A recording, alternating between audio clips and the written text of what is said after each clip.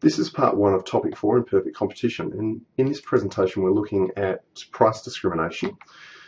So we've got a series of different types of price discrimination that we're going to go through. In this first slide we're looking at first degree or perfect price discrimination. Now in terms of maximising profit, first degree price discrimination is as perfect as it can get. We need monopoly power to price discriminate, so if a monopolist can undertake first degree price discrimination, they will actually earn the maximum possible profit. And you'll see what I mean by that soon. What I've got here is a demand curve. Don't worry about the horizontal marginal cost curve. I've just drawn that as a horizontal line for simplicity, because the marginal cost curve is not actually important in this diagram, so rather than having it upward sloping, I've just drawn it as horizontal for simplicity. So for the first unit, what the demand curve tells us is that someone out there is willing to pay a price A dollars. For the second unit, someone's willing to pay a price B dollars, and for the third unit, someone's willing to pay a price of C dollars. So that's the willingness to pay. So if a monopolist is actually able to undertake first degree price discrimination, they will actually exploit this full willingness to pay and charge the consumer who's willing to pay A for the first unit A dollars. So the first consumer that comes forward to buy this good will actually pay A dollars. The second person will pay B dollars, the third person will pay C dollars. And so if we continue along like that and sell all of these units up to the intersection of the demand curve and the marginal cost curve for what consumers are willing to pay for them, then profit is going to be the area below the demand curve but above the average total cost line. Now to actually write marginal cost equals average total cost, I have to assume that fixed costs are equal to 0 here, and so I'm going to do that for simplicity. So there's no fixed costs, there's only marginal costs. Marginal costs are constant for all units of output, and therefore marginal cost can be equal to average total cost. So first degree price discrimination involves charging consumers the maximum amount they're willing to pay for each unit that is produced in the market. And this monopolist can actually keep producing until while price is greater than marginal cost, so they can keep producing until the demand curve intersects the marginal cost curve. Now note here, there is no separate marginal revenue curve. The marginal revenue curve actually lies on top of the demand curve in this example. So the marginal revenue curve does not lie below the demand curve, because marginal revenue is the price that is being paid for each additional unit. So this is first degree price discrimination. An example of that, it's actually difficult to find pure examples of this in the real world, but I suppose if you built maybe a complex of say 10 units and you went to an auction and auctioned off those 10 units in the complex, then real estate investors or people who want to live in the units may well pay close to their maximum willingness to pay, as I've indicated in this example, if competition is great enough for these units. So that's one example. You can, I'll leave you to think up other examples. The next type is second degree price discrimination, sometimes known as block pricing. And the way this works is, for the first, once again the monopolist is exploiting his or her monopoly power. So for the first 3 units, a price of $10 is charged. For units 4, 5 and 6, a price of $8 is charged. But the producer still receives $10 for the first 3 units. For units 7, 8 and 9, $6 is received, but the monopolist still receives $8 for units 4, 5 and 6 and $10 for units 1, 2 and 3. So what's actually happening is consumers, and it's easiest to think of this type of pricing as being a single consumer. So you're in a situation where you're offered the first few units at a very high price, the next few units at a lower price, and then as you buy more, each additional block that you buy is cheaper than the previous one. Now, this is not bulk discounting. Okay, bulk discounting would be in a situation where you are charged $10 if you buy 3, but $6 if you buy 9. That's bulk discounting. And so there you could compare the revenue would go from $30 up to $54. But this is not bulk discounting because this monopolist is actually selling 9 units, not at $6. The monopolist is selling 9 units, 3 of them at $6, 3 of them at $8, and 3 of them at $10. So the profit here is much greater than under bulk discounting. So the profit is $7 on the first 3 units, $5 on the next 3 units, and $3 on the final 3 units. The monopolist may actually choose to sell the last few units up to the point where demand equals marginal cost at a price of 3. It's really up to the monopolist. The monopolist would break even on those units, so the monopolist is likely to be indifferent between selling those units and not. Okay, and then finally we get to the third type of price discrimination, third degree price discrimination. What we've got here is a group of low demand consumers and a group of high demand consumers. So on the left here, when I draw the demand curve for these low demand consumers, this is the demand curve for a representative consumer from that group. Okay, so D1 is the demand curve for a single low demand consumer. Same with D2, demand curve for a single high demand consumer. Now, one option for the monopolist would be to just charge a price of P1 across both groups. So let's not worry about where the marginal revenue curve is. That's just going to add an unnecessary complication here. So one option, a common price of P1. And you can actually imagine what the profit would look like under that scenario.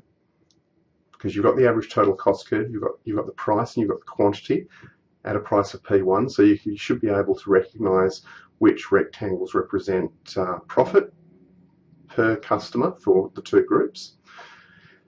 Now, the way I've drawn this, I should have mentioned, is that low demand consumers are very price elastic, presumably because they are low. Let's assume they're low demand because perhaps they're either low income or they don't find this good as appealing as the high demand consumers. High demand consumers, their demand curve is very, very inelastic. They perhaps have higher income levels, or they have a stronger preference for this product, so they're not as responsive to price changes as the low demand customers. So one option is to charge a common price of P1. The other option is to undertake price discrimination, and that is to charge a price of P2 for the low demand consumers and a price of P3 for the high demand consumers. Now you can see in the low demand market that will actually increase sales per person, and in the high demand market that will actually decrease sales per person. But what is going to happen to revenue? Well, with the low demand consumers, we know that we are lowering the price along an elastic demand curve. That must mean that total revenue is rising. Now it is true in this group that output is increasing, so costs are increasing as well, but it's likely to be the case that profit overall is going to increase in the low demand group.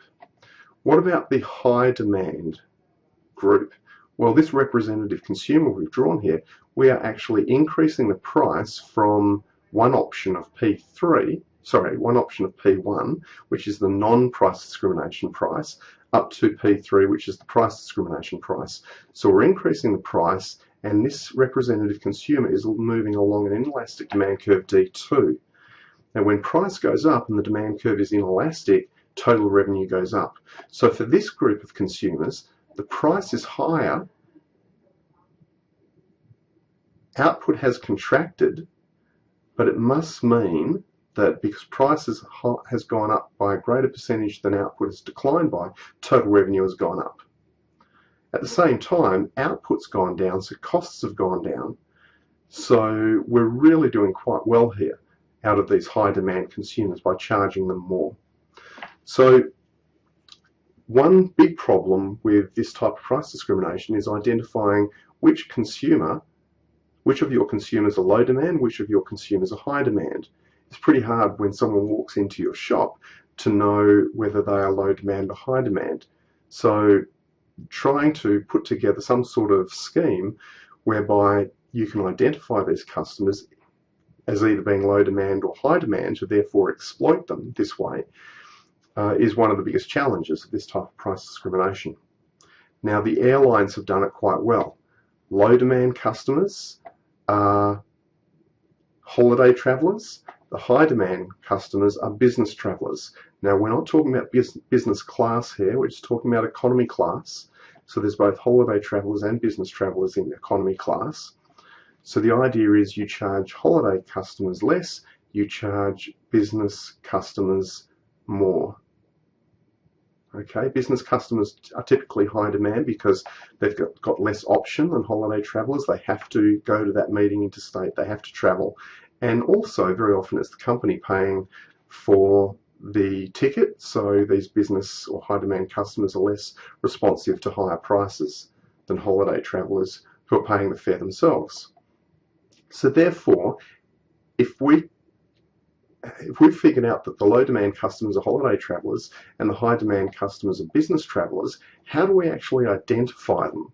Because typically these people book online these days, so it's not as if you can talk to them before they book their seat. It's not as if you can look at them before they book their seat and try to gauge whether they are low or high demand. The way the airlines have done it is charging based upon when you book. So if you book a flight a couple of weeks prior to departure, chances are you're more likely to be a business customer. If you book well in advance, 4, 5, 6 months in advance, you're more likely to be a holiday traveller.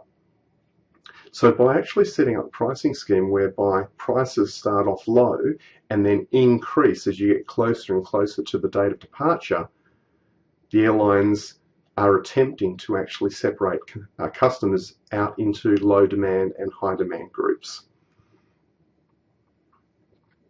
Okay, next type of price discrimination, two-part tariff. Normally a monopolist would set the price of P1, Q1, where marginal cost equals marginal revenue, and profit would be P1 minus MC1 times Q1. However, under price discrimination, the monopolist can do better than that. And it works the following way. Rather than setting a price of P1, the monopolist sets a price of MC1. Now, if the price is MC1, demand is going to be at point B. And if demand is at point B, then consumer surplus will now equal the area A, B, C. And so a two-part tariff involves a fixed fee to access the product and then a per unit charge as well. So in this scenario, the best the monopolist could do is charge a per unit charge to the customer equal to MC1. So MC1 would be the price per unit charge to the customer. That would encourage the customer to consume B units of output. That would generate A, B, C of consumer surplus for the consumer. And then A, B, C could actually be the fixed fee that is charged to the consumer. So in that case, the profit is actually ABC, the area ABC, which is a lot bigger than P1 minus MC1 times Q1. So by implementing a two-part tariff this way, a monopolist can actually increase profits quite substantially. Now, an obvious question when we're looking at this diagram is how on earth is the monopolist going to know where the consumer's demand curve is? Because once again, this is the demand curve for a representative consumer. Now, some consumers are going to have demand curves that are very inelastic or very elastic, and so they won't have the same consumer surplus as this representative consumer. Well, that's where It just comes up to the judgment of the people in the organisation who are doing the pricing. They are the ones that need to set the per unit price that is charged. They're the ones that need to set the fixed fee. What this diagram is showing is the principle of a two-part tariff. The actual implementation of it, that's much trickier. So what the fixed fee will be, what the per unit charge will be based upon the market knowledge of the people in the organisation who are setting the fees. So that's two-part tariff. Once again, profit can be increased over the normal monopoly profit. And finally, we've got bundling. The title of this is two-part tariffs. It should actually be bundling. So what we've got here is Foxtel. And I've got 4 channels listed here, and your willingness to pay per month for those 4 channels is listed there. So $10, $8, 4 and 2. Now, let's just imagine that Foxtel sold you or allowed you to buy individual channels at a price of $5 per month. What you would do then is just buy the 2 Fox Sports channels at a price of $5 because you value them much more than the $5 price tag. So Foxtel would actually earn from you $10 per month. You wouldn't buy History, you wouldn't buy CNN at $5 per month per channel. But they don't let you do that. They package up or bundle these products, and you'll learn more about bundling and marketing, but we're looking at the economics behind bundling at the moment. So what they do, they package this up, and looking at the willingness to pay here, your willingness to pay for all 4 channels would be $24. So let's assume now that they only offer you a bundled package of these 4 stations. Now, you would be willing to pay $24. Now, presumably they don't know that. They don't know you're willing to pay $24. So let's just assume that they charge $20 for this bundle. Because you have a willingness to pay of $24 and the price tag is $20, they're actually earning $20 from you. If they sold the channels separately, they would only be earning $10 from you. So what they're actually doing is exploiting the fact that you do attach some value to the History Channel. You do attach some value to CNN, and they're trying to exploit you in a way which gets you to acknowledge that you have some value for the History Channel and CNN, and they're trying to extract some of that willingness to pay from you by bundling.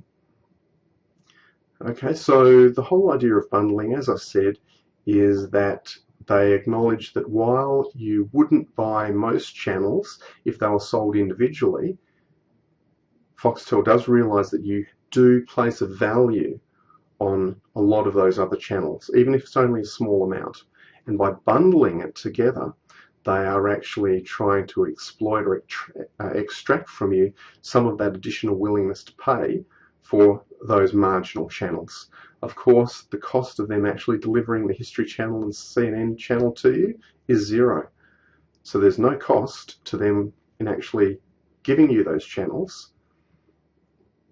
But if they can extract some of your willingness to pay, then they increase their profit overall.